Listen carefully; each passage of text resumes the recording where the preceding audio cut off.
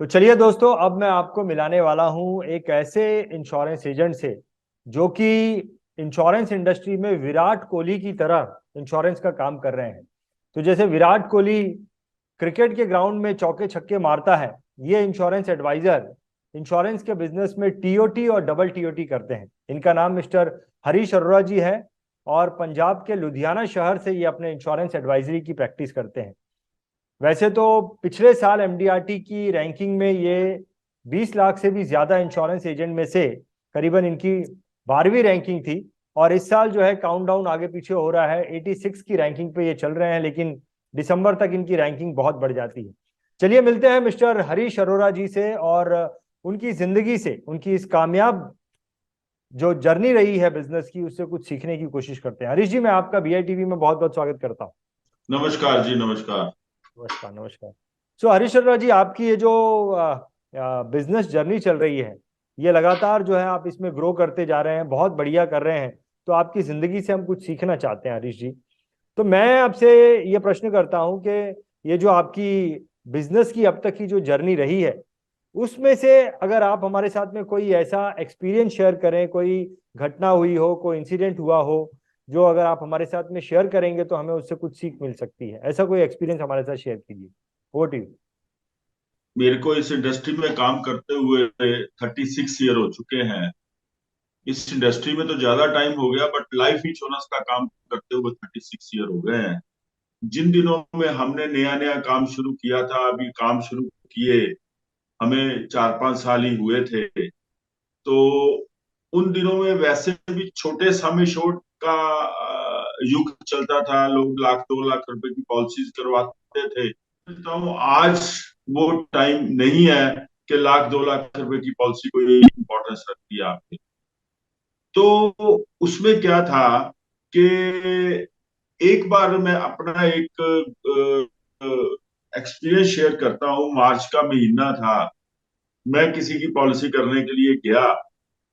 तो उन्होंने मेरे साथ, उन दिनों में 14 नंबर टेबल एंडोमेंट पॉलिसी हमारी चलती थी, तो उन्होंने मेरे साथ 14 नंबर टेबल की 2 लाख रुपए के सम इंश्योर्ड की पॉलिसी जो है वो फाइनल की।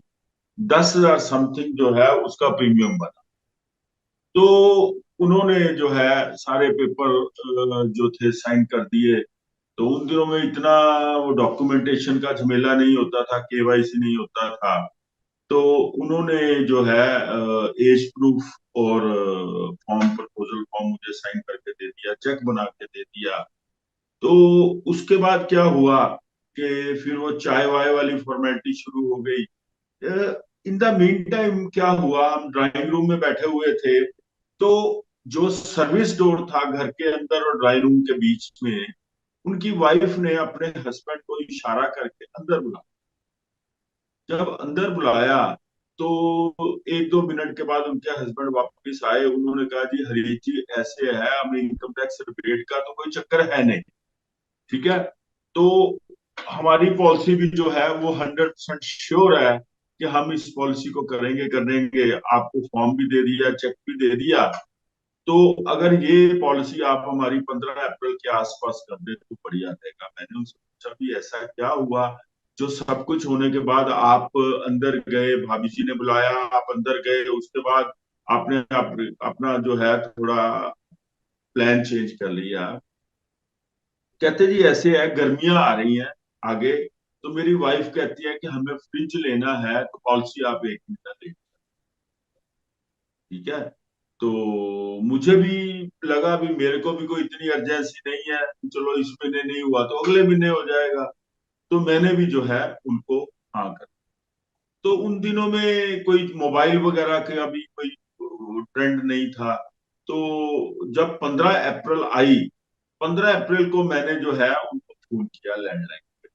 तो लैंडलाइन पे फोन किया, उनकी वाइफ ने फोन पिक किया, नमस्ते नमस्ते हुई। तो वो थोड़ी बड़ी धीमी आवाज में बात कर रही थी। तो मैंने उनको बोला, मैंने कहा भाभी जी, मैंने भाई साहब से बात करनी है। वो फोन पे रोने लग गई, रोने लग गई। तो मैंने पूछा, भाभी जी क्या हुआ? कहती जी ऐसे है। उन्होंने मेरे को बताया कि फलां दिन जो है, इतने दिन पहले जो है, उनकी रोड एक्सीडेंट में स्कूटर पे जा रहे थे, किसी कार के साथ टकरा गए, हिट किया, और उनकी एट द स्पॉट सिर में चोट लगने से जो है उनकी death ओहो। थी। हम्म। और जब मेरे को लगा ये हुआ है, तो बड़ा अफसोस हुआ कि जो वो फ्रिज की बात कर रहे थे, अगर वो पॉलिसी करवा लेते एक्सीडेंटल डेथ में, उनको दिया हुआ प्रीमियम लगभग जो बोनस मिलना था 1 साल के, वो लगभग दिए हुए प्रीमियम के बराबर ही था उन दिनों में।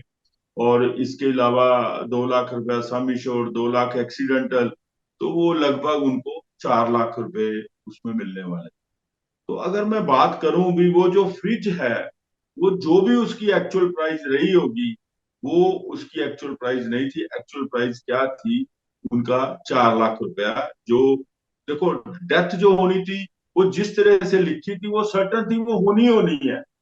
करेक्ट। ठीक है। करेक्ट। तो उसको कोई रोक नहीं सकता था। तो रुका कहाँ पे, दिक्कत कहाँ पे आई?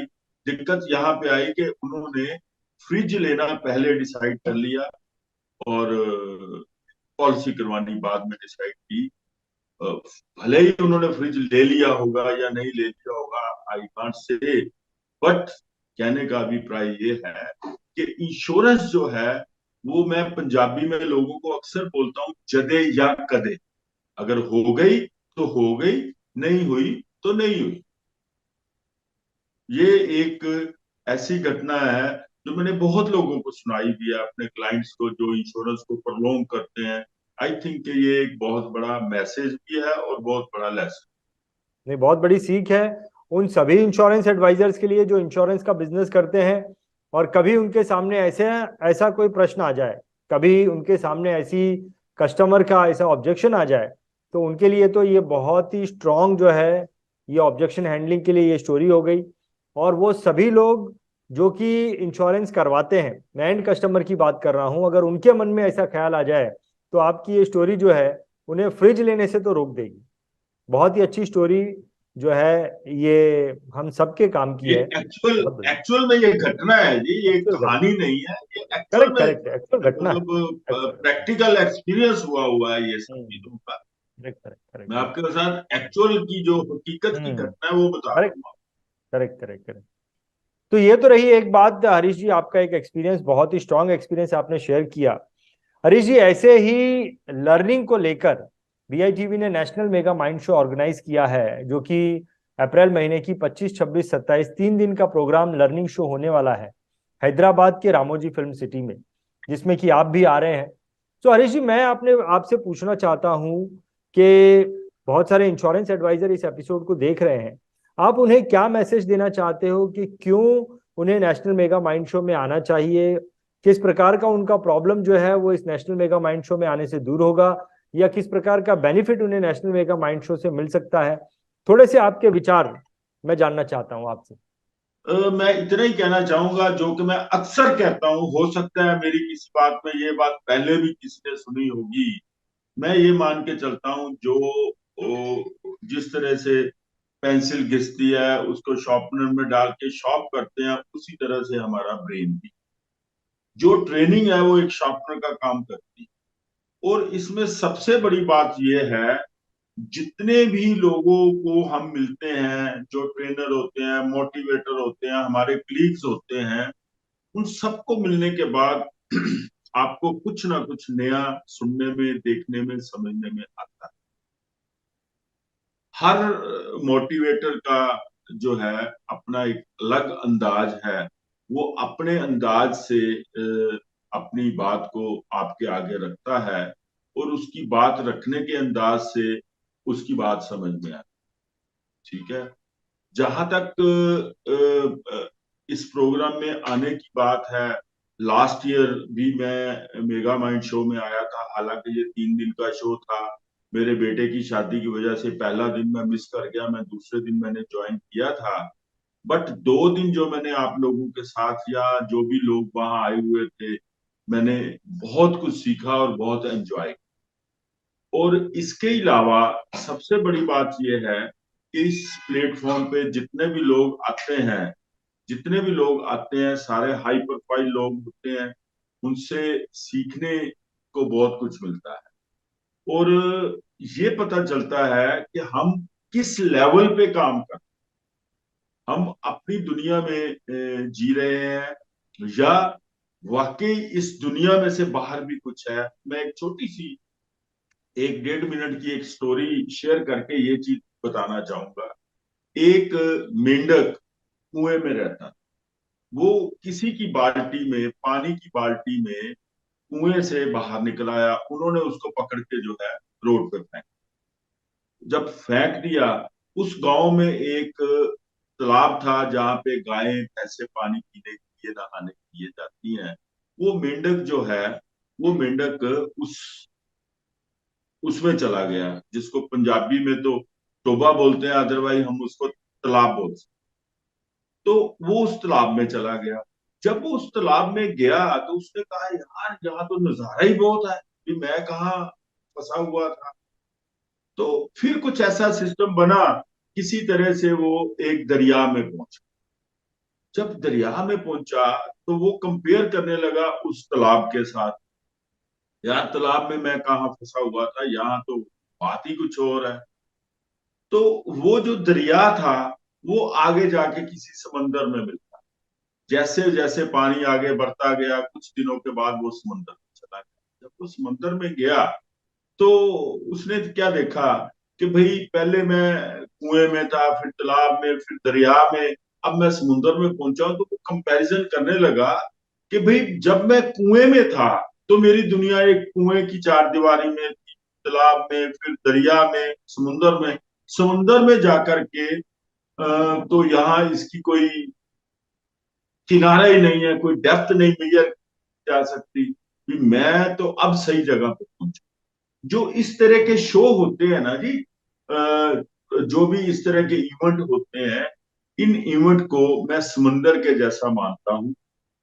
वो कैसे मैं इसको मानता हूँ, जैसे मैं लुधियाना के एक छोटे से शहर में रहता हूँ। अब इस शो में लोग बड़े बड़े शहरों से आएंगे, दिल्ली से आएंगे, मुंबई से आएंगे, और ऑल इंडिया के बड़े बड़े और बड़े एडवांस सिटीज में से आएंगे। मेरे लिए वहीं पे पहुंच करके, कोई समुंदर से है, कोई कुएं से है, कोई तालाब से है, तो मैं मानता हूं कि वहां पे आकर के अपने आप को मैयर करने का एक मौका मिलता है। हम अपने आप को देखते हैं कि हम किस लेवल से काम कर रहे हैं और लोग किस लेवल पे काम करते हैं। उससे मोटिवेशन मिलती है, नॉलेज मिलती है, और बहुत सारी चीजें जो है, जब हम लोगों के साथ डिस्कस करते हैं, इंटरेक्शन होती है, तो उस इंटरेक्शन में बहुत कुछ सीखने को मिलता है जो हमें नहीं पता। तो नॉलेज शेयरिंग जो है वो बहुत जरूरी है, और मोटिवेशन भी जरूरी है, एजुकेशन भी जरूरी है। और इसकी कोई उम्र तो है नहीं। मैं समझता हूँ पैदा होने से लेकर टिल डेथ ये दुनिया अपने आप में क्लासरूम है। इस क्लासरूम में हमें रोज कुछ ना कुछ पढ़ने और सीखने का मौका मिलता है, ऐसा मैं मानता हूँ। इसलिए मैं समझता हूँ कि इस तरह के प्रोग्राम्स में जाना चाहिए। बहुत बढ़िया हरीश जी, मैंने यह प्रश्न कई सारे लोगों से पूछा और कई तरह के उत्तर मुझे इस प्रश्न के मिले, लेकिन इस प्रश्न का उत्तर इतना गहरा हो सकता है, इतना मीनिंगफुल हो सकता है, वो मुझे जो है आपके इस उत्तर से पता चला। बहुत ही अलग तरीके से आपने उत्तर दिया और बहुत गहरा मतलब समझाता है कि क्यों किसी को इस प्रोग्राम को अटेंड करना चाहिए। मैं बहुत इंप्रेस हुआ हरीश जी आपके इस उत्तर से। और धन्यवाद जी, धन्यवाद। और एक चीज मैं हरीश जी इस प्रोग्राम के माध्यम से हमारे दर्शकों को ये बोलना चाहता हूं कि वैसे तो नेशनल मेगा माइंड शो में आने के लिए ये इंटरनेशनल लेवल का प्रोग्राम है और 5 स्टार लेवल के एम्बियंस में हो रहा है, इसीलिए इसमें इन्वेस्टमेंट एक इंश्योरेंस एडवाइजर को 32,000 रुपया करना है। लेकिन इस 32,000 के अगेंस्ट में हम 40,000 रुपए की चीज इंश्योरेंस एडवाइजर को फ्री दे रहे हैं, और वो भी बहुत ज्यादा मीनिंगफुल चीज दे रहे हैं। ऐसा नहीं है कि वो 40,000 रुपए की चीज घर पे रह जाएगी उनके, नहीं। 40,000 रुपए की चीज ये है कि हम 20,000 रुपए का प्रोस्पेक्टिंग टूल दे रहे हैं, जिससे कि इंश्योरेंस एडवाइजर प्रोस्पेक्ट जिससे वो प्रोस्पेक्टिंग कर सकता है। और 20,000 रुपए का हम उसे यूट्यूब मास्टर 2 महीने का कोर्स दे रहे हैं, और साथ में 2 प्रोफेशनल वीडियो एडिट करके उसे देंगे। तो ये 40,000 रुपए की चीज अगर कोई नेशनल मेगा माइंड शो में को बुक करता है तो उसे 40,000 रुपए का हम ये गिफ्ट दे रहे हैं, जो कि एब्सोल्युटली फ्री ऑफ कॉस्ट है। हरीश जी, मैं अब आपसे रिक्वेस्ट करूंगा कि काफी सारे इंश्योरेंस एडवाइजर इस प्रोग्राम को देख रहे हैं, मैं आपसे रिक्वेस्ट करूंगा कि आप उनसे एक अपील कर दें नेशनल मेगा माइंड शो में आने की। अपील करने से पहले मैं एक बात कहना चाहूंगा कि कभी भी किसी बच्चे को लॉलीपॉप देकर के पढ़ने के लिए, किसी काम को करने के लिए उसको कभी अट्रैक्ट ना करना करना नहीं करना चाहिए। अदरवाइज वो हर स्टेप लेने से पहले आपकी तरफ देखेगा, माँ बाप की तरफ देखेगा कि माँ बाप मुझे लॉलीपॉप, टॉफी, चॉकलेट क्या देते हैं तो मैं ये काम करूं। ठीक है। जहां तक बात रही फ्री करने की, मैं समझता हूं कि अगर आप 40,000 रुपए के गिफ्ट या व्हाट्सएवर जो भी आप उनको दे रहे हैं, उसकी बजाय अगर वो यहाँ से एक आइडिया क्रिएट करके ले जाए तो शायद 40 लाख, 4 करोड़, 40 करोड़ हम्म। रुपया वो इस बिजनेस में से कमा सकते हैं। मैं एब्सोल्युटली। तो ये अपील करूंगा सबको कि आप मेगा माइंड शो अटेंड करिए और उसमें से आइडिया लेकर के जाएं जो आपके बिजनेस को बढ़ावा दे। और जहां तक रंजीत जी की तरफ से 40,000 रुपए के गिफ्ट मिल रहे हैं, जो भी उन्होंने एक्सप्लेन किया, जिस तरह से वो गिफ्ट दे रहे हैं, वो रंजीत जी के आप लोग एहसानमंद रहो कि उन्होंने हमें 40,000 रुपए का साथ में तोहफा दिया, जो आगे हमें काम को बढ़ाने के लिए मौका देगा। पर मैं आपको ये मैं कहना चाहूंगा कि आप 40,000 के लालच में मत आइए। आइडियाज लेने के लिए, अपने आप को शॉप करने के लिए, ट्रेनिंग के लिए आप इस मेगा माइंड शो में आइए। मेरी तो यही अपील है। और मैं ये सोच के बिल्कुल नहीं जाता कहीं भी, और ना मैं मेगा माइंड शो में ये सोच के आ रहा हूं कि मुझे 40,000 रुपए का सामान मिलेगा तो मैं जाऊंगा, अदरवाइज मैं नहीं जाऊंगा। ऐसा ऐसा कुछ नहीं है। मुझे इन सब चीजों की जरूरत नहीं है। मुझे तो यहाँ से सीखना है और आइडियाज। बहुत बढ़िया, बहुत बढ़िया। हरीश जी, यही जो आपकी सोच है, ये जो इतना बड़ा आप जो सोचते हैं, यही वो सोच है जिसकी वजह से आप टीओटी करते हैं, मल्टीपल टीओटी करते हैं। बहुत बहुत धन्यवाद करना चाहूंगा हरीश जी कि आपने अपना समय निकाला, अपने इतने इतने अच्छे एक्सपीरियंस को हमारे साथ में शेयर किया।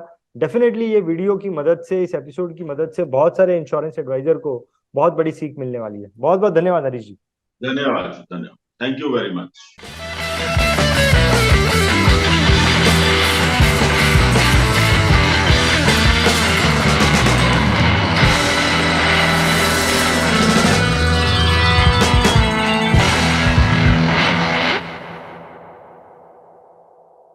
BITV चैनल पर आपका स्वागत है।